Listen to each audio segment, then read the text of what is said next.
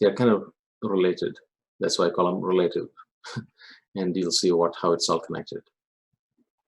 So edge flow in simple objects so far, which means even in the objects you have been making so far, there has been edge flow. We just haven't been aware of it. That's all. Now, just a show of hands, how many of you guys are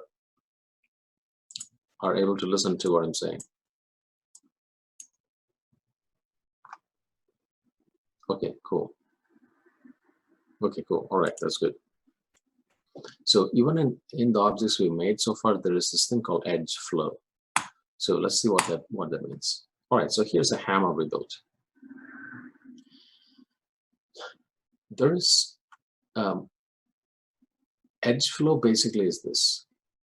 Here it is defined, okay? And now I want you to start to try to see that in here. Edge flow means something very simple, which is how the edges of one part flowed into the edges of another part, or how one piece of the object flows into another piece in the transition point. So now you tell me, how many pieces roughly do you see on this hammer? You can type or chat, it's up to you. How many pieces do you see in this hammer?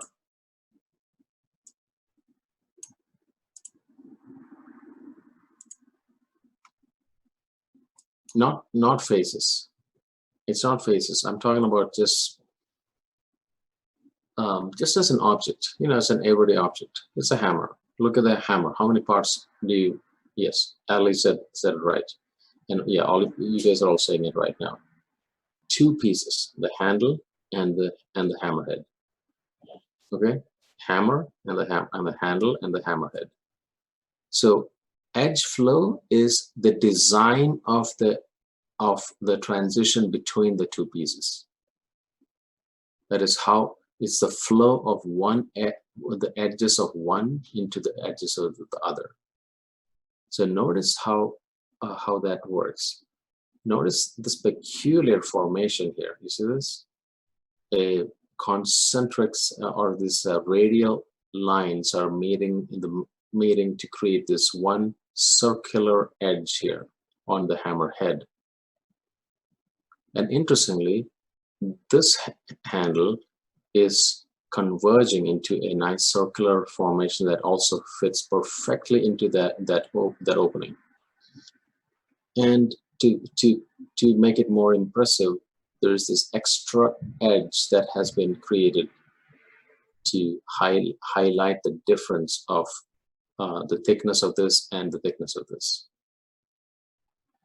Even though we were not really thinking about all this while making it, because I handheld the process of making this, it worked out really nicely. Believe me, when you try to create a hammer for the first time,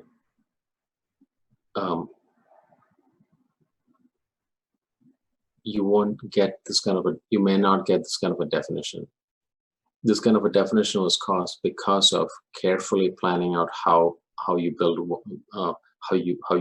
this piece. So right now, I'd say that the edge flow of this hammer is pretty good. It's really good, actually, really good. Okay, and it's all in the design of how the edges of this flows to the edges of that.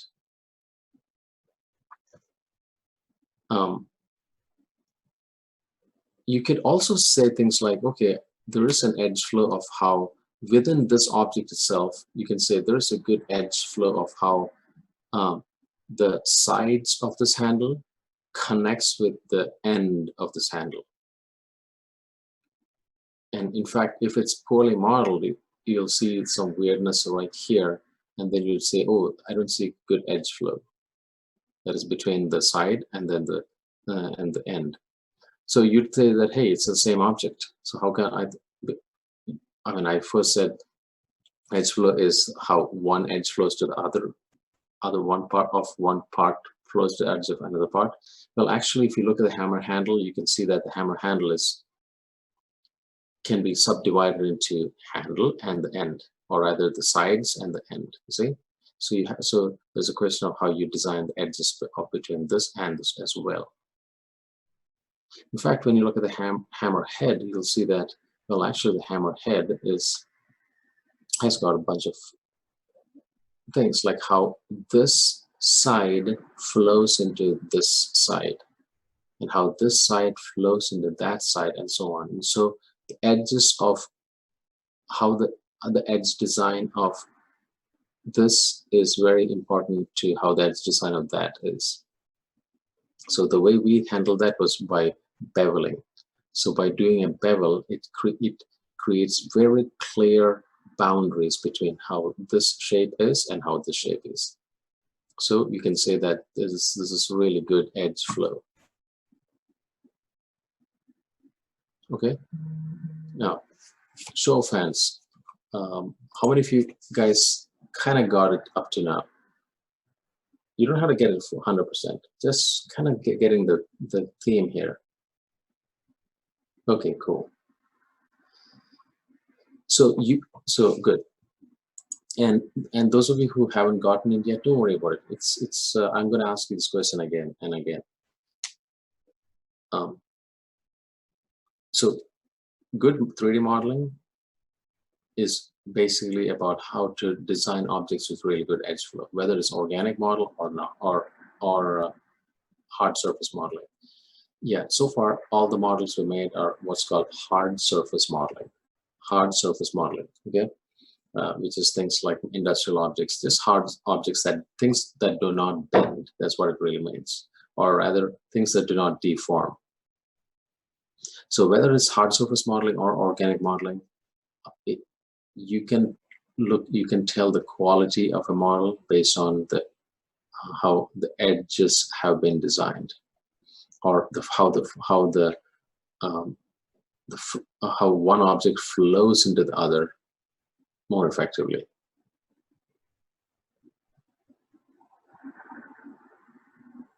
Okay, all right. Now let's look at another example. So here's a hammer, and on the right side is a wagon. In some classes, in some 130 classes, we do the wagon instead of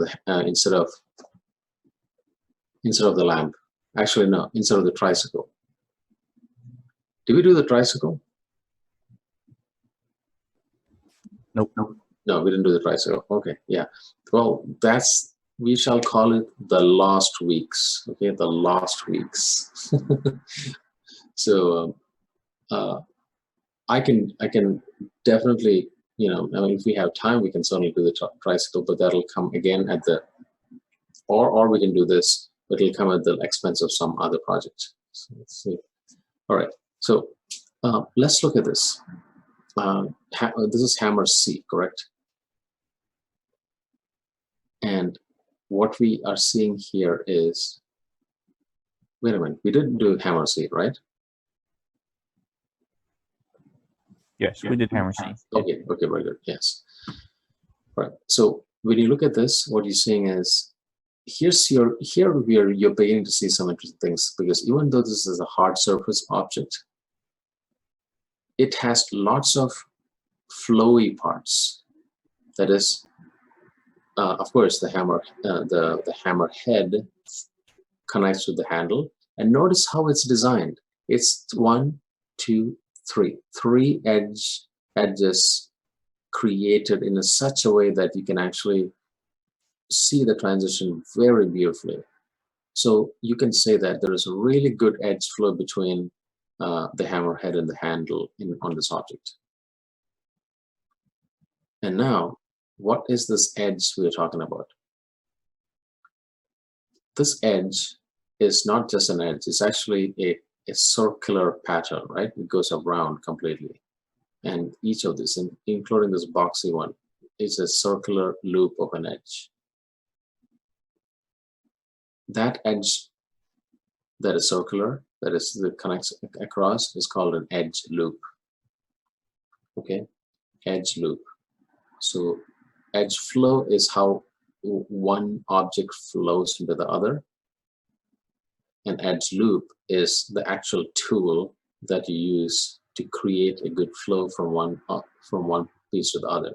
So edge loop is the loop of edges at anywhere. Like see, there's an edge loop here, edge loop here, edge loop here, right? And you're using edge loops here very cleverly to create a good edge flow. So that's the connection. It is like edge loop is the, so, and this is the, it shows you how important loops are in 3D modeling. That is, it's all loops. Look at this. Look on the right side. You know, this the boundaries. This lip of this thing is created with a bunch of loops, and you can see on this edge is also lots of loops, all over the place.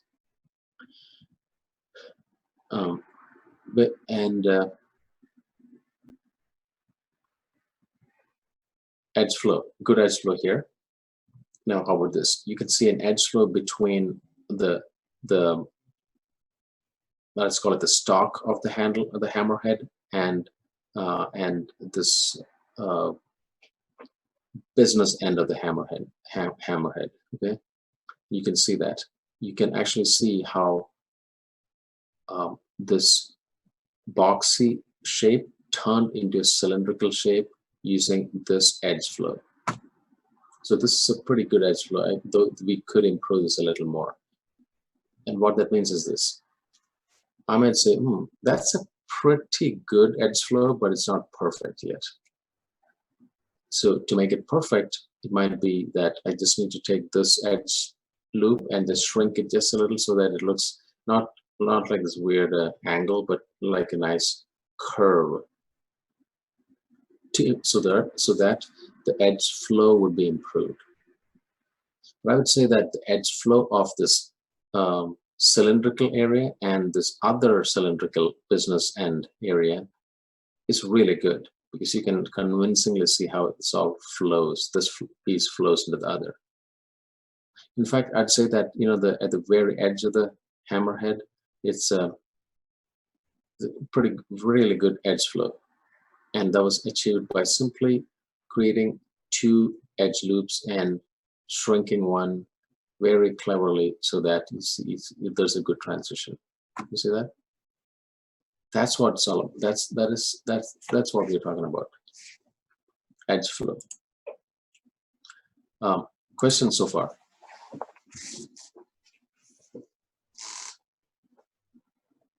Any questions?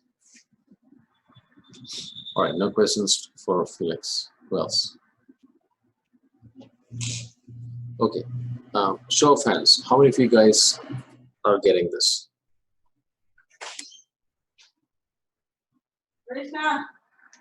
Okay, very good.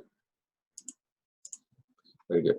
Okay, now let's move on to the next piece. That is, fact is, edge flow occurs in organic objects in a much more profound way. In fact, there's a good reason why we do hard surface modeling first, and then we move into organic modeling, because organic modeling it's all about edge flow. In fact, it's not even a very cut and dry boundary. It's like more flowy, like how again a nose connects with the face. It's not like it's not like stuck together with this very clean edge flow, and it'll look like a bizarre looking nose. It's like you'll design the nose in such a way that can flows into the head just right, that you should not even be able to see the boundary. If you see it, it's like it's bad modeling. So that's all about, again, edge flow, clever edge flow. All right, so let's look at what that means. So here are some faces. I'm going to ask you this: do you see how? Do you see edge loops created in such a way that there is an edge flow between the face and the eyes? Yes or no?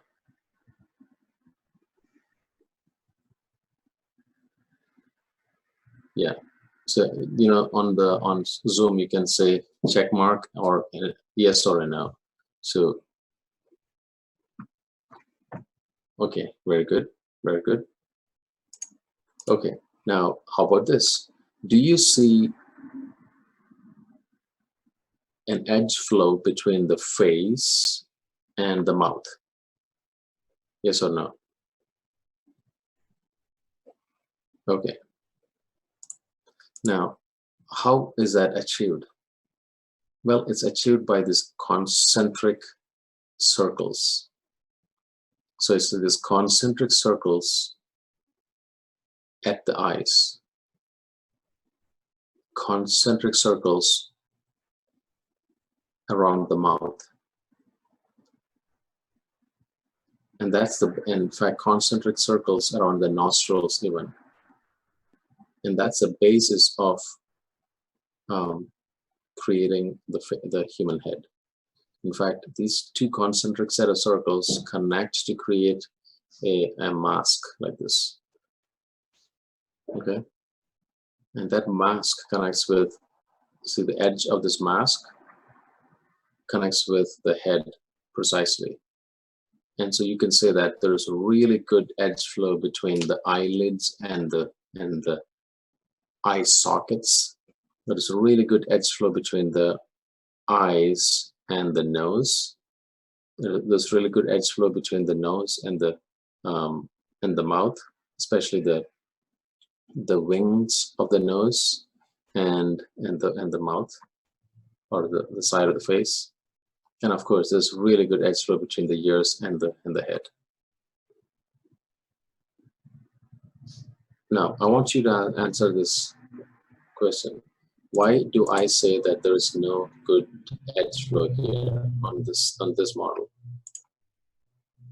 So I'm going to just wait and just listen to what you guys say. Either you can say it or you can just type it. I want you to think very carefully. Like, what is the why do I say no good edge flow on the right side? So Victor says no circles. Yes, that's right. That is one. It is very segmented. Yes, correct. No loops on the eyes, mouth, and it doesn't even look even. True. It doesn't look smooth, yes. Symmetrical, very jagged. Not symmetrical, yes.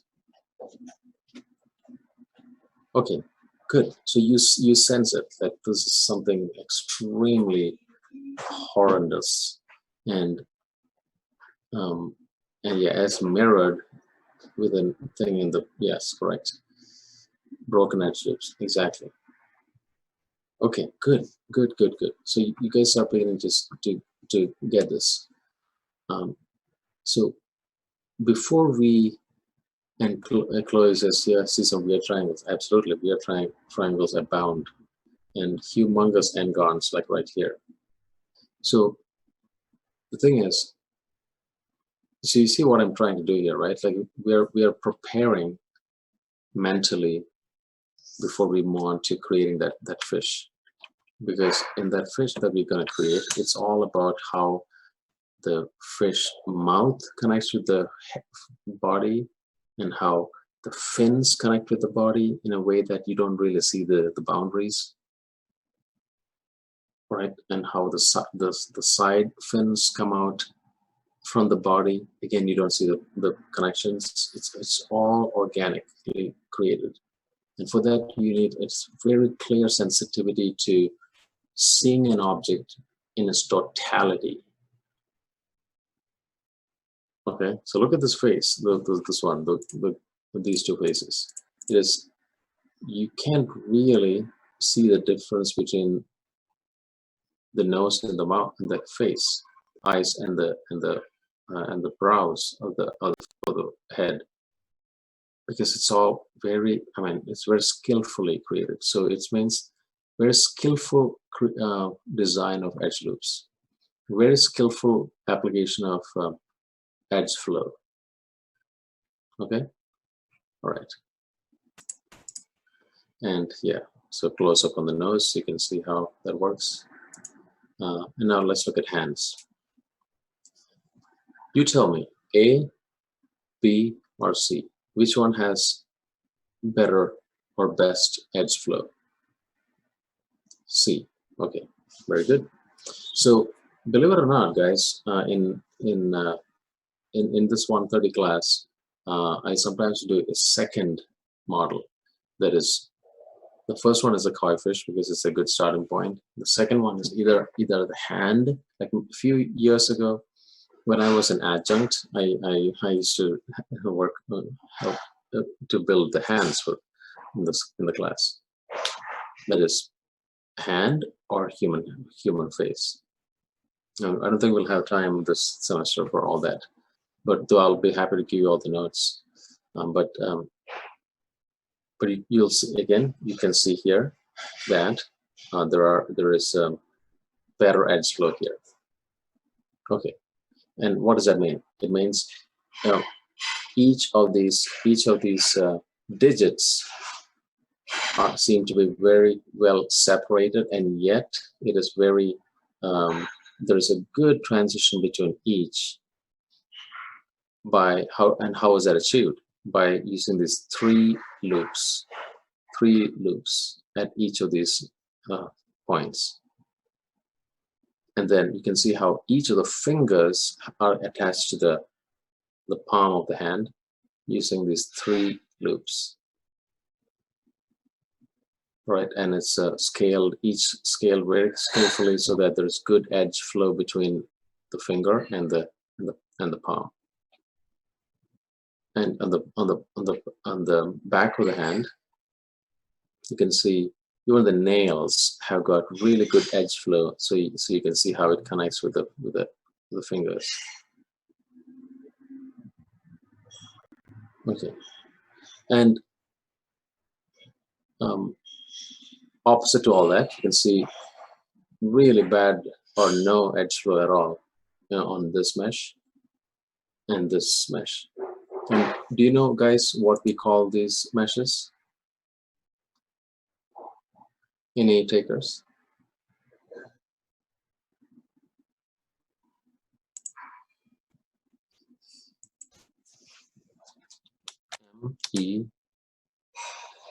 MESS. It's not a mesh. It's a mess. That's right. Yeah. All right, never mind. No one's laughing. Okay, moving on. So, and now you can see that there's well, when you're building larger objects, like it gets more and more. That's right, Sunil 2020. There we go. So when you create more complex objects, it's even more relevant. And you can see this is a mesh. I'm sorry, this is a mess, and this is a mesh. Nice, better edge loop. And this is also has a better edge loop. Not perfect, but it's definitely better than this. So this also tells you that, look, you can certainly build 3D models that could be identified as, okay, that's a humanoid. But the problem is, this is not the 1970s or the 1980s. Like, you expect a lot more than this in this day and age. You expect the mesh that you create to have really good edge loops, good edge flow, because only then will each of all the parts get articulated better. All right, it's all about articulation. Like, it's like you can see here, the chest is not articulated, the shoulders are not articulated, and so on. Okay, going on. And the more you can see here, more articulation. And yes, you can see some weird triangles. Ignore it, guys. Those parts are really bad. Okay, so all right, there are triangles here, but the person who was modeling it knew what he was doing. So it still comes out really strong. But yes, you can definitely create it with. Actually, I don't see a triangle here. Why did I see it? No, it's all good. No, and gone either. Okay, here it is. Yes, here's where there are some weird geometry. You don't have to. It can be done much better than all this. The point is, you can see how using edge loops, even the back of the skull, there's extremely beautiful edge flow between the skull and the neck, right, throughout, and on the muscles. It's perfect. Okay, moving on. Here, the reason I put this one here is, do you see, well, you tell me, A or B, which one has edge flow? Or better edge flow? A. In B, the crazy thing is, even though you see probably equal number of mesh, polygons, this is to show that 3D modeling is not about just creating a bunch of vertical lines and horizontal lines. It is about designing it so that you can see how edge loops are. It's about designing the edge flow between the different parts. Got it? Okay. And the reason I put this one here is, now you tell me, guys. All right, I'm going to sit back on this. Comment on the edge flow on this.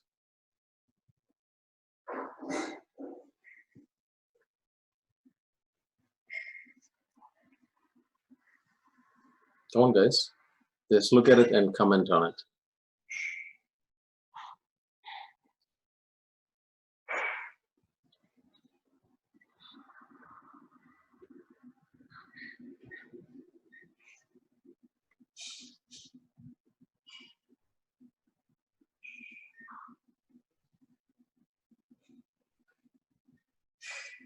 Okay, so you're all talking about the overall picture. That is, overall it looks smooth, symmetrical, one piece. Now, comment on edge flow.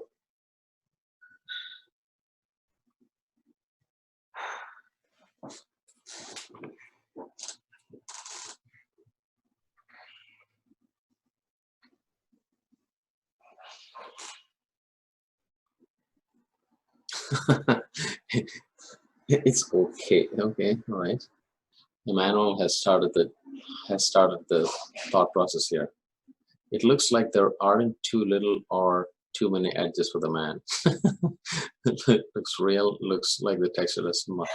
Exactly. Emmanuel, you get an A in the class. You don't need to attend any more classes. You're done.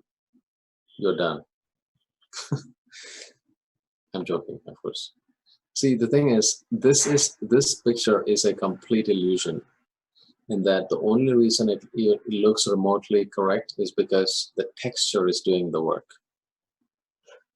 Actually, this is a mess. Exactly. And Brianna also is sensing that something is bizarre about this model. And the thing is, it is and so she's saying, but I'm not sure what. Okay, I'll tell you exactly what. There is no or very little edge flow between each of the muscle groups. Don't you see? Look at how the chest connects with the shoulders. There is no connection. There is no edge loop. It is just like, look at the biceps. It is not separated from the rest of the body. The midsection, it's not. There is absolutely zero edge flow planned out. The legs, all these are just fused into this one mass of a mess. And look at the back. The back looks strangely weird in that there is no separation of any of the muscles. You see that? In fact, the only place where there is the slightest hint of something is maybe in the back of the triceps. Yes, it's really the shadows and the texture that is giving the illusion of a good model. But this would be terrible model. Okay. I want to ask you a question. Do you guys, how many of you guys agree that this is, now that we discussed this a little more, that this looks, it's not a good model? How many of you agree that this is not a good model? Okay, cool. All right, so this is a, this slide is always a trick question. Okay, so yes, see this back has to look more like this. You're supposed to see the trapezius. You're supposed to see the deltoid and so on, okay, and the latissimus. And you can see that in the female model right around here. Where's it? Yes, here. You see that? Compare this with that. Okay, now I gotta say, a good 3D modeler ultimately is one who has spent some time studying anatomy. And you don't have to be great at it, but a good eye for it is what you need. That is something that you would. And how do you do that? You do that by taking classes, just drawing more, observing more, and so on. And so, like, I work with many modelers who do models for a living, and they are they're generally really good sculptors. So 3D sculptors mostly, so you'll see that after a while, if the effect you'll reach a certain level, and then to go to the next level, it's like how strong your foundational knowledge is of anatomy, or how much how trained your eye is, and so on. So your goal is always to improve yourself in all these areas. Okay, so you'll see that, and now so here are some images for you to start thinking about how when you look at a photograph, how edge flow can be planned out to create this shape. And how edge flow, it's very confusing how to create an edge flow on a face like this, very smooth, continuous. And yet you should be able to see how you design the edge flow for this. And of course, the more rougher the face, you'll see, oh yeah, I see the edge flows right there already, right? But this also tells you like how tricky it would be to create something like this. But here's the amazing thing. The edge flow of this and the edge flows on this would be exactly the same. Okay. Any questions? You guys have been strangely silent today. You and Chloe.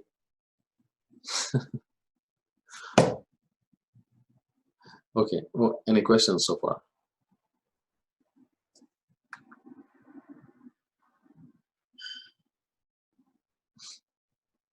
Yes, you've been typing.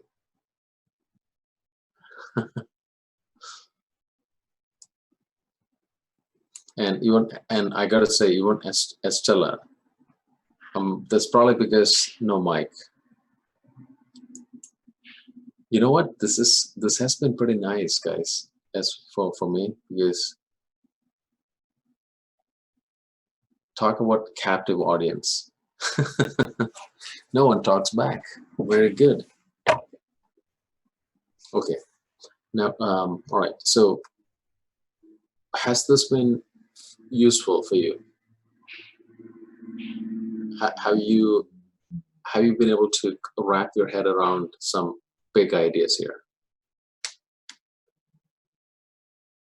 At least Dennis thinks so. Ali, somewhat. Rhonda, yes. Okay, very good, very good. So when we are moving on to, yes, not 100%, that's fine.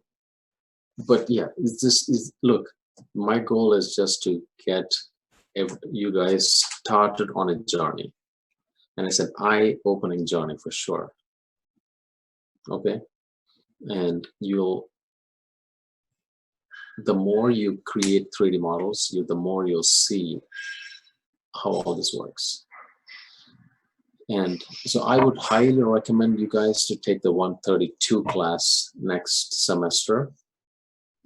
That's a class where we teach intermediate level 3D modeling, which includes, which puts a lot of emphasis on